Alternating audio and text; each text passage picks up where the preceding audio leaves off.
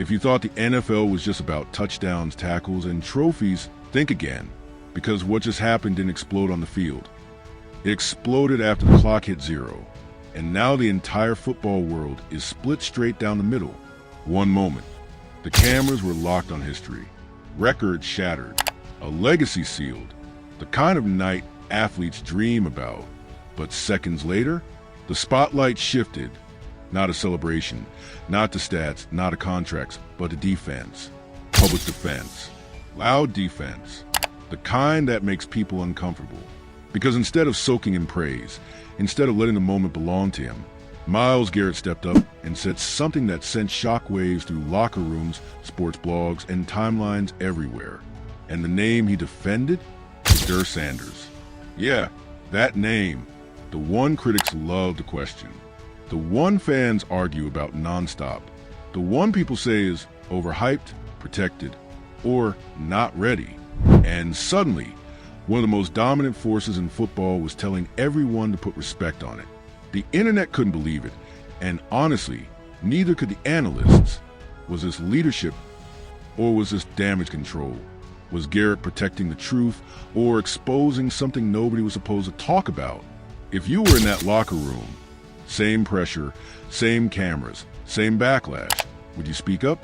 Because what was said next didn't just change the conversation. It changed everything. Let's break it all down. And trust me, it gets uglier. It didn't start with a headline. It didn't start with a quote. It started with a feeling, a strange one, the kind that creeps in when something big happens. But nobody is reacting the way they're supposed to. The stadium lights were still on. The cameras were still rolling. Analysts were still scrambling for talking points. But inside that locker room, something felt off. Not quiet, not celebratory, just tense, like a story was forming before anyone realized they were standing inside it. Myles Garrett had just finished one of those nights that normally ends with smiling press conferences and legacy montages. The kind of performance players spend their entire lives chasing. The kind that rewrites expectations and forces a league to update its vocabulary. It should have been about dominance. It should have been about numbers, about effort, about history. And for a moment it was, until it wasn't. Because while cameras chase highlights, Garrett's attention went somewhere else entirely, toward a name that had been trending for all the wrong reasons. A name that brought arguments, comment sections, debates, and accusations with it. A name that split fans right down the middle every single week. Shedeur Sanders. For months, Sanders had been living under a microscope that never shut off. Every throw was dissected, every decision questioned, every win minimized, every struggle amplified. It didn't matter what he did. The narrative was already written for him before the ball was snapped. Some called him privileged, others called him protected. A few said he was talented but untested. And the loudest voices, they said he didn't belong in the conversation at all. Inside the building, the tone was different. Teammates saw the work. Coaches saw the preparation. Players saw the hits he took and the way he got back up without complaining. But outside was ruthless. Clips cut out of context. Stats thrown around without explanation. Slow motion replays turned into accusations. And every time Sanders struggled, the same question came back. Is he really that guy?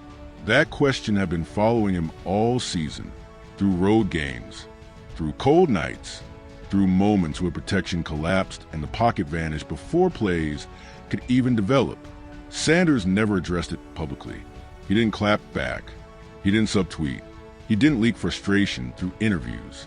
He just played and waited, because sometimes the loudest response isn't a quote. It's timing. The game itself wasn't clean. It wasn't pretty. It was messy, physical, emotional. The kind of game that exposes cracks and forces players to reveal who they are under pressure. Sanders got hit early. He got hit often. And with every hit, the noise got louder. Online, on television, everywhere except the sideline.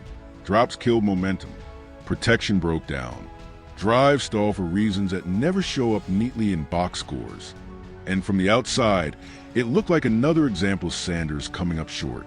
Another chapter for critics to clip and replay. Another excuse to dismiss everything else he was doing right. But that's not how it felt on the field. Because even while things were falling apart around him, Sanders stayed upright mentally. He didn't rush throws just to avoid contact. He didn't force hero plays just to silence noise. He adjusted. He communicated. He waited for the moment when the game would slow down enough for him to take control. And that moment was coming, whether anyone was ready to admit it or not. By halftime, the conversation inside the locker room wasn't panic. It wasn't blame. It was resolve. Adjustments were made. Routes were tweaked. Protection calls simplified. And Sanders took ownership in a way that doesn't show up on broadcast microphones. Calm voice, clear eyes, no excuses, just focus. The second half didn't explode immediately. It simmered. A completed pass here, a third down conversion there. Small wins that rebuilt rhythm. And with every drive that stayed alive, something shifted. Confidence, trust, belief. The kind of belief that doesn't come from hype, but from execution. That's when Garrett noticed it. Between defensive series, helmet off, breathing heavy, watching from the sideline, Garrett saw the change. Not just on the scoreboard, but in body language. Sanders wasn't shrinking. He wasn't surviving. He was competing, standing in against pressure, delivering throws when it mattered, leading without theatrics, doing the job. By the time the final minutes arrived, the outcome was no longer accidental. Sanders had helped earn it, not with flashy numbers, but with timing, decision-making, and composure. The kind of performance that only makes sense if you actually watch the game. The kind that disappears if all you look at is the stat line. And that's where this story really begins. Because after the whistle, when microphones were finally shoved in Garrett's face, nobody expected what came next. They expected reflection, celebration, maybe a humble acknowledgement of history. What they got instead was something else entirely. A redirect, a defense, a message aimed straight at the noise. Garrett didn't hesitate. He didn't soften it. He didn't qualify it. He said what he saw. He said who mattered. And he said it knowing exactly what would happen next. Because when a player of that stature speaks up, narratives shift, lines get drawn, and people who were comfortable doubting suddenly feel exposed. The internet reacted instantly. Clips spread. Reactions poured in. Some applauded the leadership. Others questioned the motive. Was this loyalty? Was this deflection? Was Garrett protecting a teammate? Or was he calling out a media machine that had already decided who Sanders was supposed to be? Nobody agreed. And that was the point. Because once Garrett spoke, the conversation was no longer just about a game. It was about respect, about how narratives are built, about who gets defended and who gets left behind, about what really happens when cameras turn off and players tell the truth anyway. But that was only the surface. Because as people started digging, replaying, speculating, and screenshotting, another layer began to emerge. One that hinted at conversations behind closed doors, frustrations that never went public, and a locker room dynamic that was far more complicated than anyone realized. And just when everyone thought this was simply a moment of leadership, a single comment from inside the organization changed everything. Because what came next wasn't supposed to get out. That comment didn't come from a press conference. It didn't come from a tweet. It came from a hallway conversation that was never meant to leave the building. But in today's league, nothing stays contained for long. Someone overheard it. Someone repeated it. And within hours, it was everywhere. The quote was simple, but dangerous. He was never the problem. That was it. No name attached publicly. No official attribution. Just a sentence floating through insider circles like gasoline waiting for a spark. And everyone knew exactly who he was. That's when the blogs woke up. Screenshots started circulating. Anonymous sources appeared out of nowhere. League insider confirms locker room tension. Front office divided on quarterback narrative. Veteran players frustrated with outside criticism. Headlines stacked on top of each other until the original game almost disappeared completely. This wasn't about football anymore. This was about control, about who gets protected and who gets sacrificed when the story turns ugly. One post in particular blew everything wide open. It claimed that multiple players had confronted staff earlier in the season over how Sanders was being portrayed publicly. According to the post, there was a growing belief inside the building that certain leaks were intentional, that someone wanted the narrative to break a certain way. And Sanders was the easiest target. The internet ate it up. Fans went back through old clips, old interviews, pauses, eye contact, tone shifts. Suddenly everything looked suspicious. Every vague quote sounded like shade. Every compliment sounded backhanded. And every criticism sounded coordinated. Whether it was true or not didn't matter anymore. The doubt was planted. Then came the alleged messages. A screenshot surfaced from an account claiming to belong to someone close to the team. No verification, no confirmation, just text bubbles on a dark background. The way these things always start. The message claimed Sanders had been warned early on to keep his head down and not push back. Another message hinted that his mistakes would be magnified for learning purposes. Learning purposes. That phrase alone sent people spiraling, because in a league obsessed with image, learning purposes often means something else entirely. It means positioning. It means leverage. It means someone is being shaped into a story instead of supported as a player. And the more people reread those messages, the more uncomfortable it felt. Then someone leaked audio. Not a clear recording, not a clean clip, just muffled voices in a room, allegedly from a team meeting weeks before the game. You could barely make out the words, but one phrase stood out clearly enough to caption. We need him tougher. That was all it took. Suddenly, everyone had an opinion. Some said it was motivation. Others said it was pressure. A few said it was unfair. And a lot of people said it explained everything they've been watching all season. The hesitation, the forced toughness, the way Sanders absorbed hits without complaint while narratives piled up around him. And right in the middle of all this chaos stood Myles Garrett, because now his comments weren't just leadership, they were resistance. Garrett hadn't just offended a teammate, he disrupted a storyline that had been quietly forming all year. And the reaction to that disruption was immediate. Analysts tried to walk it back. Some reframed it as team unity. Others downplayed it as emotion in the moment.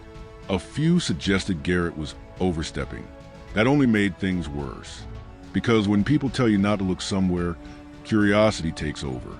Fans started asking why a defensive superstar would feel the need to speak so strongly. What had he seen? What had he heard? And why was he willing to risk backlash to say it out loud?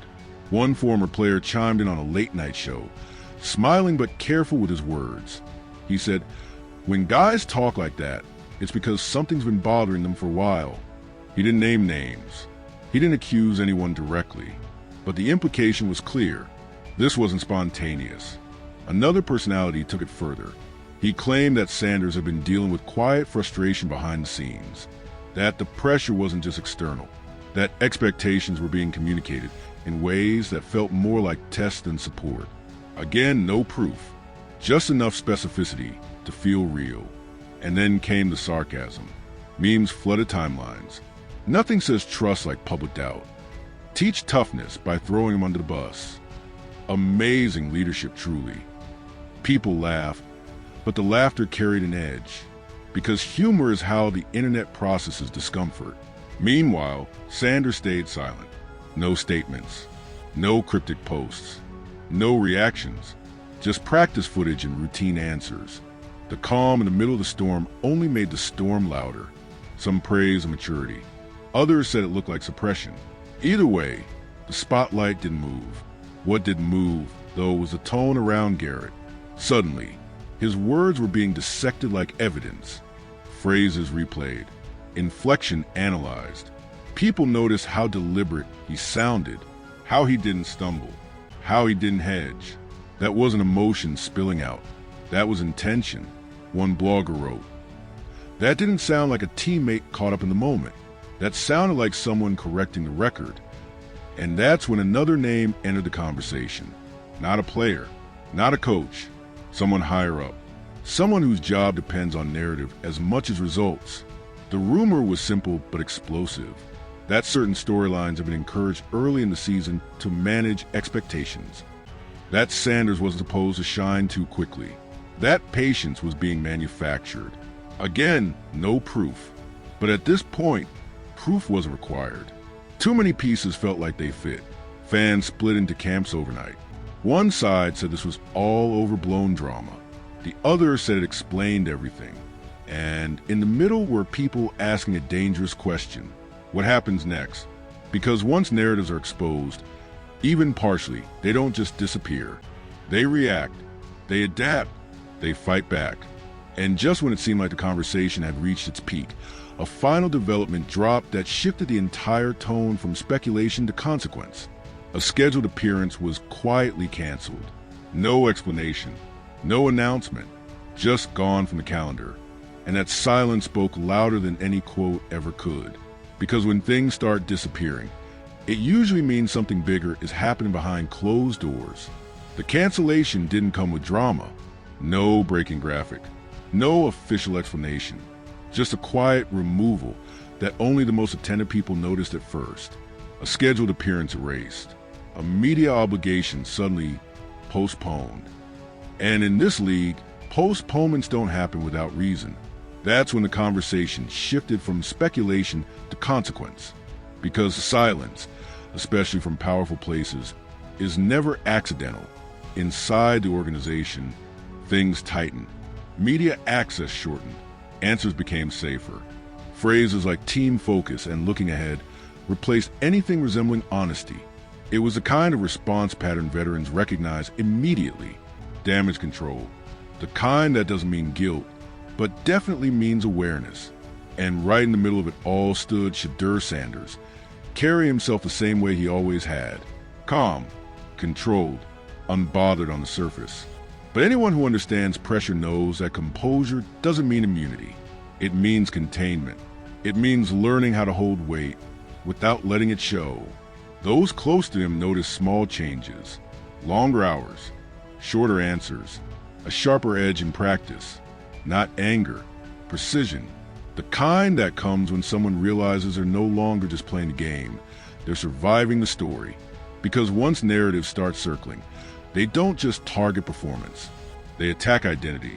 Suddenly, Sanders wasn't just a quarterback, he was a symbol. To some, he represented entitlement. To others, resilience. To a few, a test case. And to Garrett, he represented something simpler. Truth, the kind you recognize when you've been in enough locker rooms to know when effort is real and criticism is lazy. Garrett didn't backtrack. He didn't clarify. He didn't soften anything he said. And that refusal mattered, because backing down would have validated the noise. Standing firm made it obvious that this wasn't a misunderstanding. It was a line in the sand. Behind the scenes, whispers grew louder. About trust, about alignment, about whether certain people inside the building truly believed in Sanders long-term or were just managing optics until something else came along. Those whispers never turned into names. But they didn't need to. The tension was already doing the talking. Fans felt it too. Some rallied hard around Sanders, dissecting film, pointing out throws that never got credit, moments that never made highlight reels. Others doubled down on criticism, convinced that the defense from Garrett meant something was being hidden. Polarization intensified. Every snap became evidence. Every mistake became ammunition. And then, quietly, something unexpected happened. Sanders played freer. Not reckless. Not careless. Freer, like someone who had accepted the reality that no amount of perfection would ever silence everyone. So he stopped trying to. His decisions looked faster. His body language looser, his leadership louder, but not verbally, through action. That shift didn't go unnoticed. Teammates responded, routes sharpened, communication improved, trust rebuilt in small, unheadline-worthy moments, the kind that never trend, but always matter, which made Garrett's stance look less like defiance and more like foresight, because leaders don't just speak up for who someone is, they speak up for who someone is becoming. The irony? The same people who questioned Sanders' toughness were now watching him carry pressure without flinching. The same voices that dismissed his composure were now analyzing it for meaning. And the same outlets that once framed him as fragile were slowly adjusting their tone, even if they'd never admit why. But stories like this don't resolve cleanly. There was no apology, no public acknowledgement that the narrative had been unfair, no moment where someone stepped up and said, "We got this wrong." That's not how this works. Instead, the noise slowly shifted elsewhere, as it always does. New controversies, new targets, new distractions, yet the residue remained. Inside that locker room, the dynamic had changed permanently. Trust, once questioned, doesn't reset overnight, but it evolves, becomes more selective, more intentional. And Sanders, whether he asked for it or not, had crossed a line from prospect to presence. Garrett knew it. You could tell by the way he spoke. Not like a defender protecting a teammate, but like a veteran acknowledging a peer. That distinction matters, because peer recognition is earned, not gifted. As the season closed and the off-season loomed, the questions didn't disappear. They just transformed. What would this moment mean long-term? Would the organization rally fully behind Sanders, or would uncertainty linger? Would Garrett's words mark the beginning of a new chapter, or be remembered as a rare moment of honesty in a league obsessed with control? No one had those answers yet. What everyone did know was this: something real had happened. Not just a game, not just a quote, a fracture in how stories are told. A reminder that players see more than fans ever will. And sometimes, when the truth threatens a convenient narrative, it doesn't come wrapped in proof. It comes wrapped in courage. Sanders didn't vanish. He didn't collapse. He didn't explode publicly the way some expected. Instead, he kept showing up, which, in its own way, was the loudest response possible. And Garrett? He went back to work. Let the noise swirl. Let the opinions fight. Because he'd already said what mattered. The night would be remembered as historic for records and results. But beneath all of that, beneath the stats and the celebrations, it would quietly live on as something else. The night someone told the truth out loud. And not everyone was ready for it. Because while headlines fade and timelines move on, the people involved never forget who spoke up and who stayed silent. And in this league, silence has a way of revealing more than words ever could. So now the question isn't what happened on that field. The real question is why this moment hit so hard. Because this wasn't just about a game. It wasn't just about stats, sacks, or headlines. This was about who gets defended when the cameras are off and who's expected to carry the weight in silence. One voice chose to speak up. Others chose to stay comfortable. And that contrast, that's where the truth usually lives. You saw how fast the narrative shifted. You saw how quickly opinions changed once someone with real credibility stepped in. And you also saw how quiet things got afterward. No clarifications, no walkbacks, just distance. And distance always means something. So ask yourself this: if you were in that locker room, same pressure, same noise, same consequences, would you have said something? Or would you have let the story write itself? Because moments like this don't disappear. They sit in the background. They influence decisions. They shape careers. And sometimes they decide who rises next and who gets left explaining themselves again. Now we want to hear from you. Do you think this was real leadership or damage control? Was this a moment of loyalty or a moment of truth breaking through a controlled narrative? And most importantly, do you think this story is actually over? Drop your thoughts in the comments. We read everything. Hit that like button if you believe respect is earned, not scripted. And subscribe right now, because trust us, this situation is far from finished. New angles, new reactions, new names circling the conversation. Stay locked in, because when the next chapter drops, it won't be quiet.